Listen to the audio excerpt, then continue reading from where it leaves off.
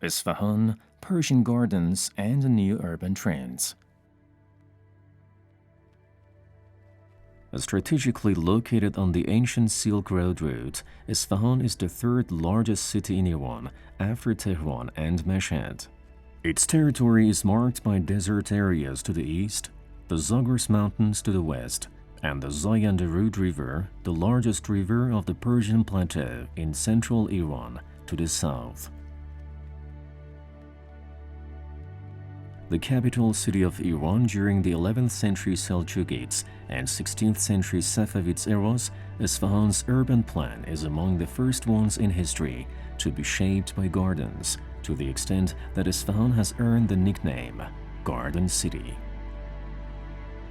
Despite over-urbanization in the last century swallowed some of its beautiful gardens, Isfahan today remains defined by its striking parks and green areas.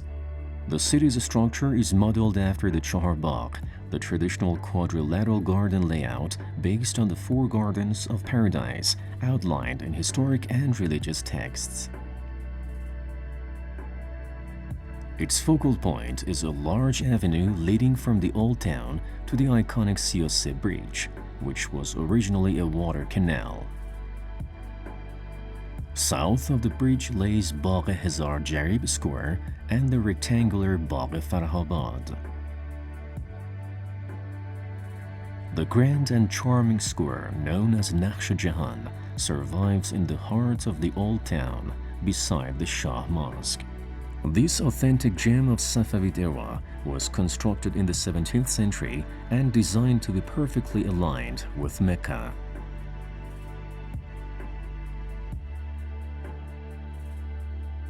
In November 2016, pictures of a beautiful residence built in the outskirts of Isfahan were published by Domus Magazine in its online edition. It was Villa 131. Designed by Isfahani architect Shervin Hosseini, this modern building is meant to constitute a bridge between new trends and Isfahan's architectural soul. After earning a master's degree in architecture and urbanism from Tehran University of Science and Technology, in 2006, Mr. Hosseini established Bracket Design Studio, a successful design firm. He also spent a few years in Italy, speaks Italian fluently, and was constantly inspired by the rich architectural history of this country. Over the years, Bracket Design Studio has received national and international awards such as the 2016 American Architecture Prize in the Small Houses category and the second place at the 2A Award in Berlin. در مورد پروژه‌ای که ما داشتیم و قرار گرفتنش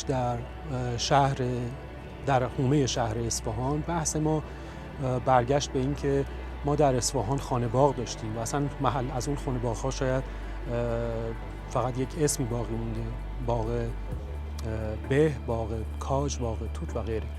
ولی خب هنوز اصفهانی ها، مردمی که در حومه کوهپایه زندگی میکنن و در دل نزدیک کویر یا کویر زندگی میکنن، باغ یک بخش جدا نشدنی از زندگی اونهاست. پس ما میتونیم دوباره مردم رو به اون خونه باغ ها برگردونیم. در خونه ویلای 131 چندین چیز در کنار همدیگه، محیط اطراف، ضوابط اون شهرک، نیازهای کارفرما و ملزومات معماری که ما به اونها نیاز داشتیم، همه اینها و نگاه ما به معماری ایرانی دست به دست هم داده تا این پروژه به این شکل بگیره. در معماری ایرانی همیشه با یک سلسله مراتبی وارد میشید، مفاصلی هستن که شما رو وصل میکنن. در این پروژه هم همینطوره. ما اول وارد قسمت بالایی ویلا میشیم، یعنی در حیاتی که همتراز بقیه زمینه، و از اونجا وارد ویلا میشیم. Villa 131 is a naked concrete building which lies on a 1,000 square meters area. Its construction was a complex endeavor due to the height and volumetric restrictions in place for the rural area where it is located and the client's indoor space requirements. The solution found by Mr. Hosseini was simple and brilliant. It lies in designing an entire floor underground connecting the building at the same time to the desert tradition and to Isfahan's green gardens. By so doing, two distinct areas were created, one of which, above the ground, with its three rectangular modules, makes a reference to the traditional wing towers, the Badgir. The strategically planned design of the walls and its openings also enable dwellers to enjoy different views of the surrounding landscape. The other area underground is conceived for leisure. It includes a courtyard and a pool, kept hidden from curious eyes. The sunken format perfectly fits the context as it provides privacy, silence, and shelter from the warm and arid climate of the region. Villa 131 is an example of traditional Persian introvert architecture, roots of which date back to the 7th century. Examples par excellence of it are the Seljukids and Safavids era mosque. Introvert architecture is a spatial pattern that tends to conceal what exists or occurs inside, insisting on privacy, seclusion, and secrecy of the house. The inner structure opens up gradually so that only residents are allowed to the most hidden spaces of the house, the underground floor, and the inner garden. This design ultimately provides an escape from the chaotic rhythm of modern Isfahan and establishes a connection to the inner soul of the city through a reinterpretation of traditional architecture. Despite its limited space, the garden area carries out the very function of traditional Persian gardens in Isfahan. The garden city would play. The concept of Persian garden stems from the idea of building an earthly paradise. It is divided into 4 quarters by the waterways which constitute its main axis. Such a pattern, called a char-bagh, is reflective of the Garden of Eden's layout, punctuated by the 4 rivers watering it. The Persian garden, as a man-made creation, requires proper irrigation through appropriate water supply systems, whose function is not merely decorative, but also structural. It implies an accurate selection of trees in order to provide adequate shade and mitigate the extreme temperature of the surrounding desert, while preventing excessive water evaporation.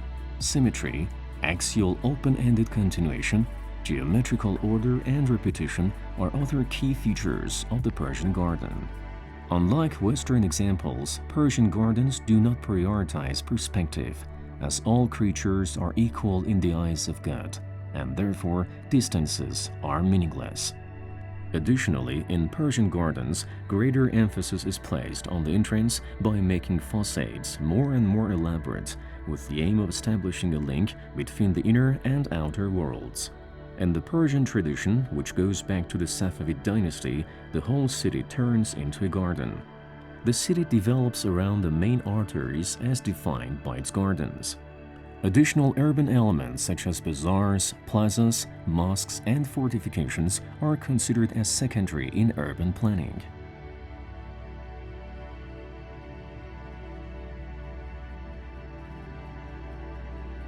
Despite its glorious tradition, Isfahan is today struggling to keep its identity as Garden City. One example of this struggle is embodied by the trend witnessed by the Abbasabad district, one of the oldest Isfahan neighborhoods. Nowadays in Abbasabad, you can hardly find traces of its green areas or magnificent palaces, which over the last few decades have been turned into residential apartments. Local architectural regulations did not prevent heterogeneous, nondescript buildings with different styles, heights, and densities from being erected.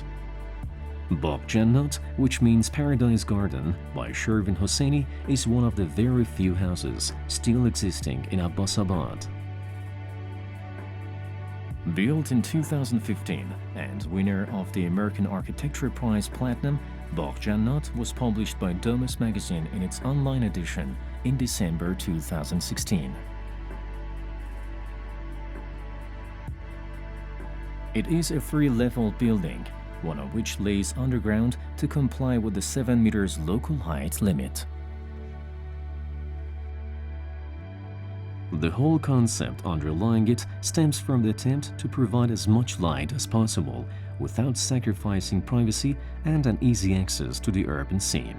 The building shape ensures an optimal sun exposure.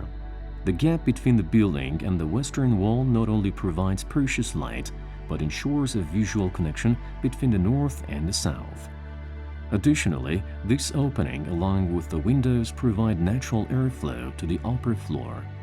The windows and the semi-transparent facade guarantee privacy, acting as a natural shelter from the adjacent buildings.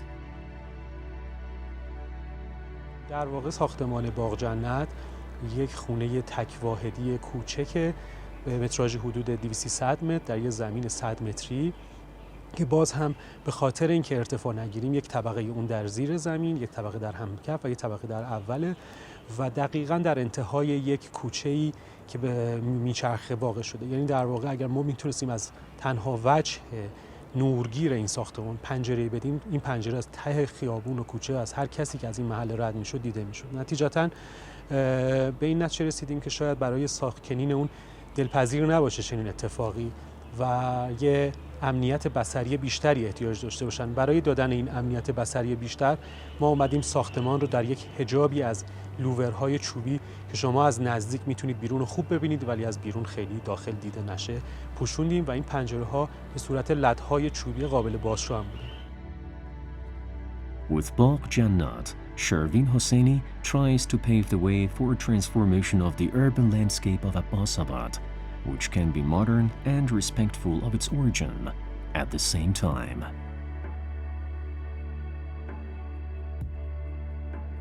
یک چیزی که از تاریخ میتونیم ببینیم اینه که متاسفانه ما در دوره‌های مختلف تاریخی همیشه معماریمون رو روی ویران کردن آنچه از گذشته به ما رسیده در واقع بنا کردیم. اون اتفاق در دوره صفویه افتاده، روی آنچه از سلجوقی رسیده بود و بعد قاجاری به صفویه و بعد پهلوی به گذشته‌اش رو و بعد امروز ما. و متاسفانه این روند بدون یک آموزش درست اصلاح نمیشه.